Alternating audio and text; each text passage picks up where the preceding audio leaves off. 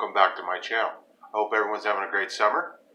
I'm just doing an update on my microfish room.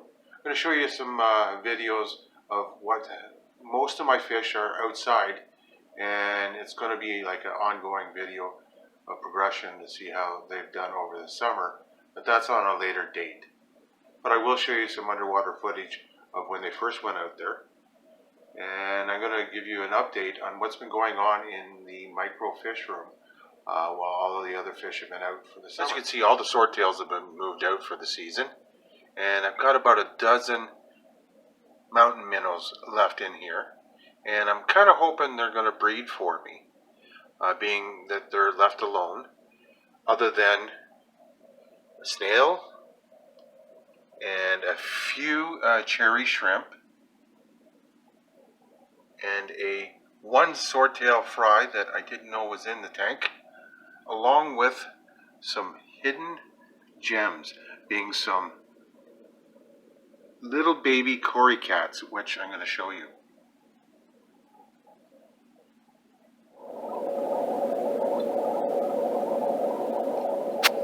To my surprise, and what a great surprise it was, is I have some baby cory cats. I had a few cory cats in this tank and then moved them to a different tank, and I had no idea that they had bred, and I found about 2 or 3 baby cories that are really hard to spot.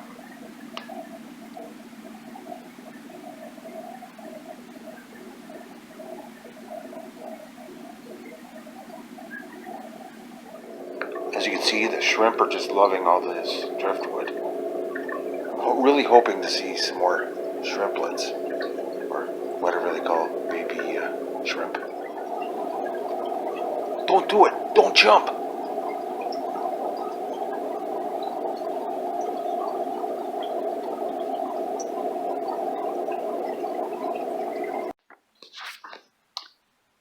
In this underwater clip, I've got my Odysseus. Now they've since been moved to a different location, but I want you to focus in on their coloring now, and then I'll show you at the end of the season what their coloring looks like after they've been outside for the summer. In the next 2 clips, I've got my swords and then my mud guppies. I'm hoping that the swords will breed. I don't have any males left, but given that females are capable of storing sperm, and in fact, female swords, if there's no male available, well, one of the females can and will turn into a male. So stay tuned and see what happens by the end of the summer. You might be surprised. You can see the guppies. There's nothing fancy about them. I'm hoping to breed some nice coloration over the next year or so. A small 40-gallon breeder.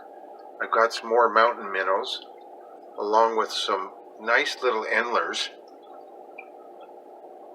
and a few platies, along with some cory cats that I'm hoping will breed in here.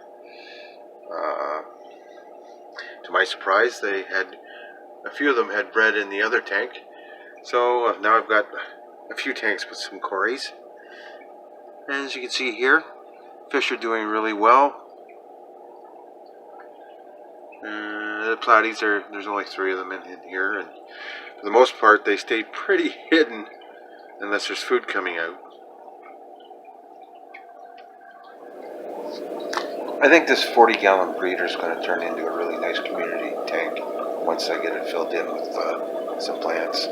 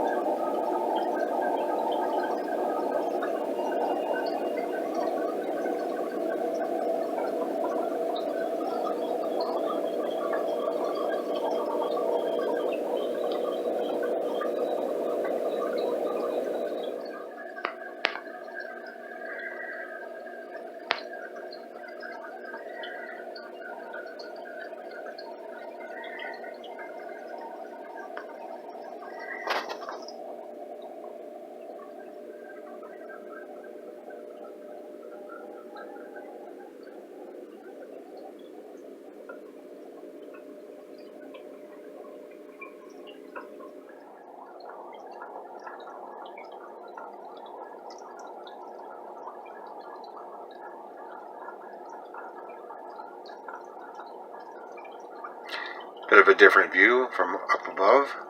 You notice I'm not putting a lid on this tank. See, my endlers are doing quite well. These being the leopard endlers. I'm probably going to divide them into two different tanks because I've got a free tank here now that all the guppies are outside. And I picked up one more tank down here that I think I'm going to put some more endlers or guppies in. I'm not quite sure.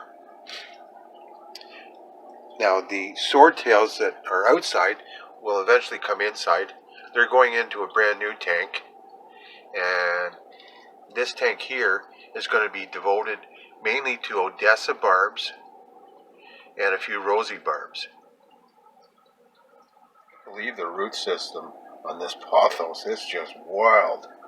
It's only a few months old and it's growing pretty great. Really happy with that. It gives the shrimp and the endlers lots of places to hide. Well, thanks everyone for watching. I hope you enjoyed it. And I want to do a special thanks to Adam, being Lampy Mallard, for doing me up the great intro. It's a brand new intro. I hope everyone enjoyed it. All the best, everyone. Take care.